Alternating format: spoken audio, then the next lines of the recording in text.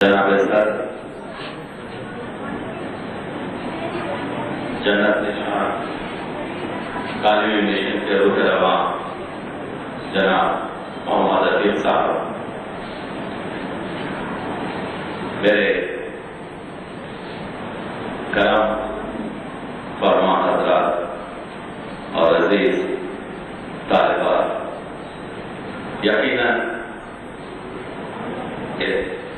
جنت مقام اس لیے ہے کہ گزشتہ ایک ہفتے سے اسی مسئلے سے دوچار تھا کہ اردو کا مستقبل کیا ہے، اردو کا مستقبل کیا ہوگا، اردو کے لیے کیا کرنا چاہیے۔ میری ہر تکلیف، میری ہر تعریف آپ کے ہر صفحے مشق پر نثار اس وجہ سے کہ ان کتابوں سے ان کتابوں سے زیادہ اہمیت کی حامل یہ طالبات ہیں جو اردو کا درس حاصل کر رہی ہیں، اردو جو عاقب کی ہے۔ آج پوری دنیا میں اردو بولنے والوں کی تعداد تقریباً 300 ملین ہے، جبکہ ہماری دنیا کی آبادی 7 بلین ہے۔ خیال یہ ہے کہ 2050 میں دنیا کی آبادی 11 بلین ہوگی، تو اس لحاظ سے اردو بولنے والوں کی تعداد تقریباً 8 بلین یا 500 ملین ہوگی۔ اتنی بڑی زبان اور اتنی بڑی زبان کا بوجھ آپ کے کانوں پر ہوگا۔ ایک اندازے کے مطابق کوئی 35 سے 40 ہزار کتابیں ہماری تہذیب، ہمارے تمدن، ہمارے ثقافت، ہمارے مذہب کے متعلق اردو زبان میں ہیں۔ تو ان زبانوں کا وارث، ان کتابوں کا وارث، ان کتابوں کو لوگوں تک پہنچانے اور اس امانت کو امانت داری سے لوگوں تک سپرد کرنے کا کون بیڑا اٹھائے گا؟ آج میں خوشحال ہوں کہ ایسے مدارس، آپ یہ سمجھیے کہ آپ کے لیے ایک بہت بڑا اور ایک بہت وسیع میدان ہے۔ اس میدان میں ہر شخص جو تھوڑی سی محنت کرے گا اسے اس کی محنت سے زیادہ اجر ملے گا۔ اردو کی اس وقت خدمت عبادت سے کم نہیں۔ شمالی امریکہ میں، یورپ میں اور دنیا کے مختلف مقامات پر جہاں پر اردو بولنے والوں کی بستیاں آباد ہو رہی ہیں، ان کے مسائل بھی آپ کی طرف، لیکن ان کی نظریں اردو کے گہوارے، اردو محلہ کے افراد پر جمی ہوئی ہیں کہ آپ ان کی رہنمائی کریں۔ اس گہوارے سے، اردو محلہ سے اردو محلہ پر پرچم لہرائے جائیں گے۔ اس وجہ سے مجھے بڑا اطمینان ہے کہ ایسے ادارے، وہ ایوانوں میں جلتے ہوئے شبستان، وہ ایوانوں میں جلتے ہوئے چراغان سے بہتر ایسی چھوٹی چھوٹی شمع جو تاریکی اور ظلمت کو دور کر دیں، ان کی اہمیت زیادہ ہے۔ میں نے میری کتابوں کی رونمائی بہت سے ایوانوں میں ہوئی، لیکن آج مجھے فخر حاصل ہے کہ جنت نشان میں جو میری کتابوں کی رونمائی ہوئی ہے، آج میرا دل شاد ہوا ہے اور یہ میرے لیے سب سے بڑی کام۔ بات تو بہت کرنی تھی، اور مخصوصاً جب بات دل سے نکلتی ہے، اور مجھے یقین ہے کہ اسی گروہ سے وہ ادیب، شاعر پیدا ہوں گے جو اردو کے گیسو اور اردو کی زندگی کو سنواریں گے۔ آپ نے تقاریر سنی، مسائل سے آگاہی پیدا کی، لیکن مسئلہ یہ ہے کہ کسی بھی کسی بھی طریقے سے اردو جاری اور ساری رہے۔ اردو سے مایوسی کی کوئی ضرورت نہیں، اس وجہ سے کہ 1903 میں ہم نے اردو ترقی بورڈ کی تشکیل دی. یہ اور بات ہے، یہ ہماری قسمہ پرسی ہے، یہ ہماری کم وقتی ہے کہ آج 100 سال گزرنے کے بعد اردو تحفظ بورڈ کی ضرورت لاحق ہو گئی ہے. ورنہ جس زبان میں جامع یونیورسٹیوں اور دانشگاہوں میں پروفیشنل کورسز کو تحمل کیا، آج اس زبان کا کوئی سائن بورڈ تجھے اردو معلیٰ کے شہروں میں، دہلی میں، لکھنؤ میں اور دوسرے شہروں میں جس طرح سے نظر آنا چاہیے نظر نہیں آتی. اردو ہماری مادری زبان ہے، بس یہی کافی ہے اردو کے تحفظ کے لیے کہ ماں سے بڑھ کر کسی اور شے سے محبت ہی نہیں جا سکتی، کیونکہ دوسری طرف سے محبت بے لوث ہے. تو اس لحاظ سے جس گہوارے اردو معلیٰ میں یہ کام ہو رہا ہے یہ عبادت سے کم نہیں. اور میں ہر سال مختلف شہروں کا دورہ کرتا ہوں، مختلف یونیورسٹیز وغیرہ میں گفتگو کرتا ہوں. بنیادی اسٹرکچر کی ہمیں ضرورت ہے. عمارت 50 منزلہ بنائی جا سکتی ہے اگر بنیاد میں طاقت ہو. آپ کو یہ بھی بتا دوں کہ جتنی کے تہوار اردو کا تعلق ہے، اردو رسم الخط کی پوری طریقے سے حفاظت بہت ضروری اور اشد لازم ہے. اگرچہ کہ اس کے مسائل دوسری طرف کچھ دوسرے ہیں.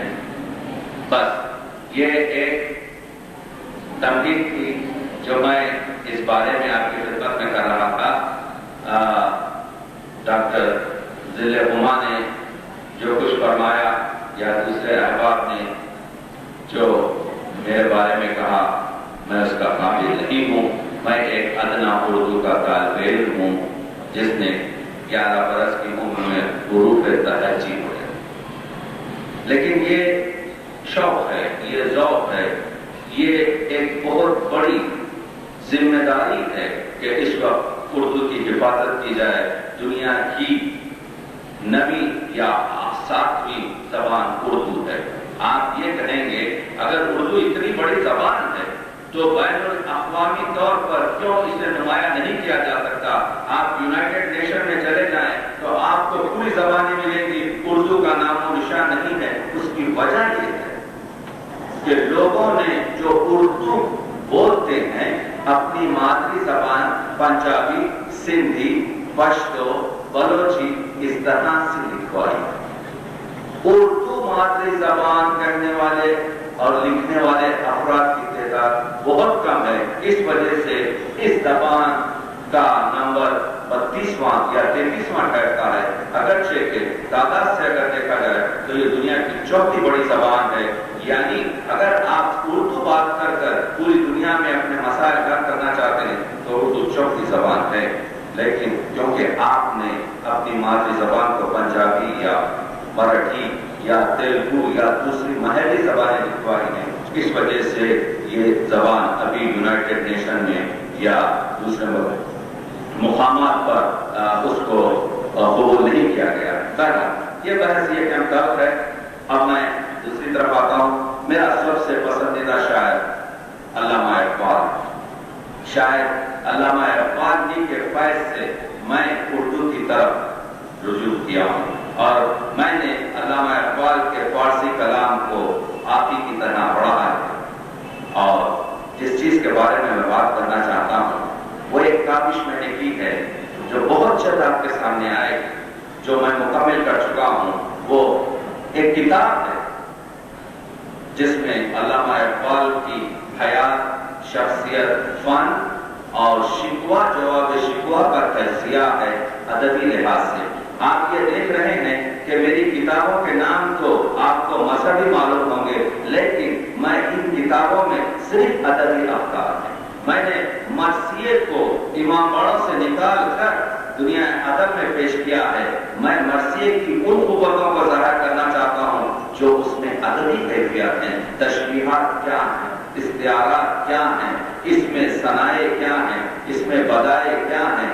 یعنی ایک ہی ابھی میرے دوست جناب قمر اقبال صاحب نے جس کتاب کا تذکرہ کیا، تجزیہ یادگار انیس، اس میں میں نے ایک ہی مرثیے میں اردو کی تشبیہات کی 42، لیکن بات یہ کہ علامہ کا اغلب کلام اور 7.5 کتابیں علامہ کی فارسی میں ہیں اور صرف 3.5 کتابیں آثارے اس لیے کہہ رہا ہوں کہ اربعان حجاز آدھا فارسی میں ہے اور آدھا اردو میں ہے. میں نے ایک ہی کتاب تقریباً 1200 صفحے کی جو لکھی ہے اور جو شاید 5 یا 6 مہینے میں آپ تک پیش ہوگی. اگر کوئی شخص چاہے کہ صرف علامہ اقبال پر ایک ہی کتاب پڑھ کر ان کی حیات، شخصیت، فن اور دوسرے مسائل سے آشنائی کر سکے اور ان کے ادبی مقام صرف آگاہ ہو سکے تو شاید میری وہ کاوش ہوگی. بہرحال میں ایک بہت ہی معمولی سا طالب علم ہوں اور ہر قدم پر آپ سے سیکھتا ہوں. بس 2 یا 3 منٹ میں آپ کی زحمت کو تمام کروں گا یہ کہتے ہوئے کہ یہ کتابیں جو مرزا نبیل پر آئی ہیں اس کی وجہ. پہلے میں یہ بتا دوں کہ میری فانی شناسی پر بھی کتاب آ رہی ہے کیونکہ فانی بدایونی بہت عظیم شاعر ہے. یہ اور بات ہے کہ فانی پر صرف کتابوں کی تعداد 6 ہے. اردو ادب میں فانی پر کاش کے 500 کتابیں لکھی جاتی کیونکہ فانی بدایونی کا کوئی مثال ہمارے پاس نہیں ہے. لیکن یہ اردو ادب کی بدقسمتی ہے کہ لوگ کچھ راستے تراشتے ہیں. فانی بدایونی کو پورا زندہ طریقے سے دفن کیا گیا ہے. میری فانی شناسی پر کتاب آ رہی ہے اس میں میں نے ان مسائل کو بیان کیا ہے. دوسرا، اردو ادب کا سب سے مظلوم شاعر مرزا نبیل. کیوں مرزا نبیل اردو کا شاعر مظلوم ہے؟ مرزا نبیل نے 1,21,000 اشعار لکھے ہیں جو مطبوع حالت میں آج ہمارے درمیان موجود ہیں. یعنی اردو ادب کا وہ شاعر جس نے سب سے زیادہ شعر لکھے ہیں وہ ہے مرزا نبیل، جس کے اشعار مطبوع کی تعداد 1,21,000 سے زیادہ. دوسرا بڑا شاعر جس نے سب سے زیادہ شعر اردو ادب میں لکھے ہیں وہ میر انیس ہے جن کے اشعار کی تعداد 84,000. ضرور مرزا نبیل اردو کا وہ تنہا شاعر ہے جس نے سب سے زیادہ رباعیات کہی ہیں اور مرزا نبیل کی رباعیات کی تعداد 1,332 ہے. اور آپ کو یہ بتا دوں کہ تمام اساتذہ رباعیات ہیں. رباعیات کی کوئی 8 یا 9 کتابیں ہمارے پاس اوریجنل ہیں. کسی نے بھی تعداد رباعیات کے مرزا نبیل کو صحیح طور سے نہیں لکھا. وہ سلام سندروی کا محالہ لکھنؤ یونیورسٹی کا ہو جس میں انہوں نے 150 تعداد بتائی، یا فرمان فتح پوری کی اردو رباعی ہو جس میں انہوں نے ان کی تعداد 200 بتائی، جبکہ میں نے کتاب مرتب کی ہے رباعیات نبیل اور رباعیات نبیل کی تعداد 1,332 ہے. اور جب میں نے ان کی نعتیات رباعیات کا ایک مضمون لکھا تو لوگ تعجب کرنے لگے کہ نبیل نے اتنی زیادہ رباعیات نعتیہ لکھی. آپ کے سامنے پیش کرتا ہوں 1-2 اور آپ دیکھیے کہ کس طریقے سے مضمون بانٹتے ہیں. اس میں محمد میں 2 میم ہیں، اس سے نبیل فائدہ اٹھاتے ہیں. آدم نے شرف خیر بشر سے پایا، آدم نے شرف خیر بشر سے پایا، رشتہ ایمان کا اسی گھر سے پایا.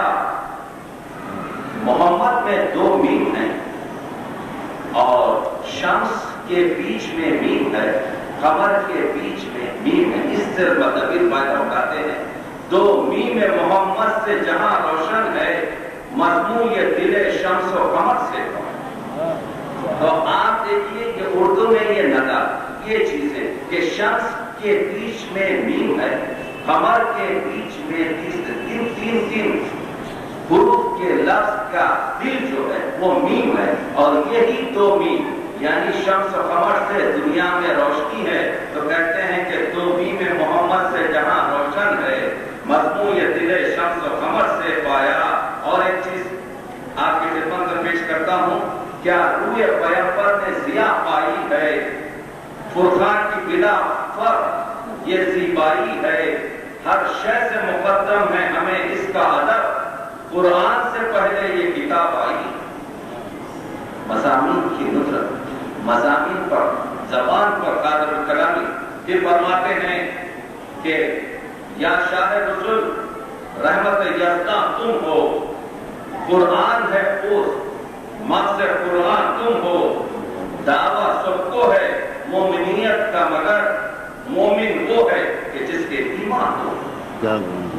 یہی نہیں معراج نبی میں جائے تشکیک نہیں ہے، نور کا تڑکا شب تاریخ نہیں، قوسین کے قرب سے یہ ثابت ہے دبیر، اتنا کوئی اللہ سے نزدیک نہیں. 45 سے زیادہ روایات مرزا نبیر کی نعتیہ روایات ہیں. ان روایات کو میں نے 105 اقسام میں تقسیم کیا. صرف مثال دے رہا ہوں کہ اس طرح سے اردو ادب میں آپ دیکھ رہے ہیں کہ مرزا نبیر نے سب سے زیادہ روایات کہی، مرزا نبیر نے سب سے زیادہ اشعار کہے، مرزا نبیر نے سب سے زیادہ اردو ادب میں الفاظ استعمال کیے. لوگوں نے جو یہ دعویٰ کیا ہے کہ نذیر اکبر آبادی نے سب سے زیادہ الفاظ استعمال کیے، وہ روایت کا جملہ چلا رہا ہے. حال ہی سے لے کر آج تک ہم نے اس کی تحقیق کی. نذیر اکبر آبادی کے دیوان میں 9,500 اشعار، ہم بات 1,21,000 اشعار کی کر رہے ہیں. اس میں کوئی شک نہیں کہ نذیر اکبر آبادی نے بہت سے ہندی اور اردو شدت سے الفاظ استعمال کیے. نذیر اکبر آبادی اردو کا ایک کلاس اعلیٰ ترین بڑا شاعر ہے، لیکن جہاں تک کہ الفاظ کا تعلق ہے کوئی نسبت ہی نہیں ہو سکتی مرزا نبیر کے. مرزا نبیر اردو کا وہ تنہا شاعر ہے جس نے اردو کے سب سے زیادہ الفاظ استعمال کیے. مرزا نبیر اردو کا وہ شاعر ہے جس نے سب سے زیادہ اردو میں مرثیے لکھے. مرزا نبیر اردو کا وہ تنہا شاعر ہے جس کے حسب پر، نسب پر، کسب پر، مذہب پر ہر طریقے سے حملے کیے گئے. مرزا نبیر وہ شاعر ہے جس کے کلام کو دفن کر دیا گیا. آپ بتائیے کیا دنیا کی کوئی زبان میں ایسا شاعر ہو جس نے اس زبان کے سب سے زیادہ شعر لکھے ہوں، جس نے اس زبان میں سب سے زیادہ روایات کہی ہوں، جس نے اس زبان میں نثری کتاب لکھی ہو؟ افواق المصائب مرزا نبیر کی نثری کتاب ہے جو انہوں نے 27 برس کی عمر میں ایک ہفتے کے دوران لکھی، جو میں نے آپ کی خدمت میں پیش کی ہے. یہ کتاب فسانہ عجائب سے زیادہ دلچسپ ہے. اس کا کسی جگہ تذکرہ نہیں ہے.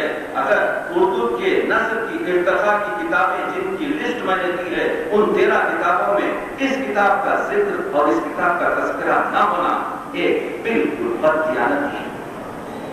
عارضہ یہ ہے کیا یہ کتاب کا مطالعہ نہیں کیا جا سکتا تھا جس میں سورہ یوسف کی تفسیر جس رنگینہ طریقے سے، جس شاعرانہ طریقے سے بیان کی گئی ہے، اس کی مثال اردو ادب میں نہیں؟ تو اس وجہ سے اردو ادب کا مطلوب ترین شاعر ہے. میں پانی بدائیوں پر بات نہیں کر رہا ہوں. پانی بدائیوں بھی اردو ادب کا دوسرا مطلوب شاعر ہے جس پر اس کی کتاب آئے گی، آپ ملاحظہ فرمائیں گے. تو ان چیزوں کا خیال رکھا جائے کہ اردو ادب میں ذرا سا دل گشاد کر یہ چیزوں پر گفتگو کی جائے. بہرحال بہت وقت ہوا آپ کا، گفتگو جاری رہے گی. میرے لیے باعث عزت ہے، باعث افتخار ہے، اور میں واقع میں آج کے دن جسے کہتے ہیں کہ والدہ ہے وہ اور مجھے آج ملا، میں بہت خوش ہوں کہ میں اس نسل سے خطاب کر رہا ہوں جس سے امید یہ ہے کہ ہماری مادری زبان کی رکشا، حفاظت، تحفظ، ترقی ان کے ہاتھوں ہوگی. آپ دل واپس نہ بھولیے. آپ اپنے آپ کو کسی قسم کی، آپ کا میدان بہت وسیع ہے. آپ اس زبان کے چاہنے والوں میں سے ہیں جن کی تعداد چند سال بعد 500 ملین یا آدھا بلین ہوگی.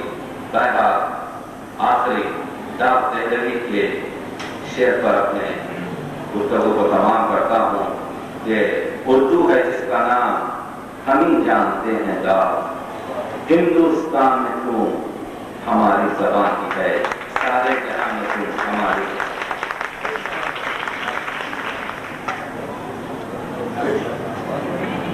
بہت پرمخ تقریر فرما رہے تھے ہمارے مہمان علی سید تقی عابدی صاحب. پروگرام اختتام کے قریب ابھی میں آپ کی خدمت میں عرض کر رہا تھا کہ نذیر اکبر آبادی کے متعلق یہ کہا جاتا ہے کہ سب سے زیادہ الفاظ اردو کے نذیر اکبر آبادی نے استفادہ کیے.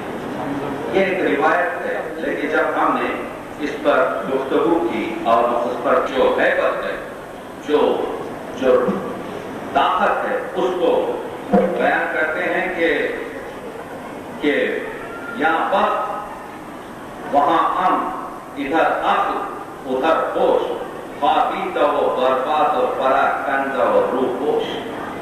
یا ناطقہ وہاں حافظہ، خاموش و فراموش، بے نور ادھر چشم تو بے قیرہ ادھر گوش.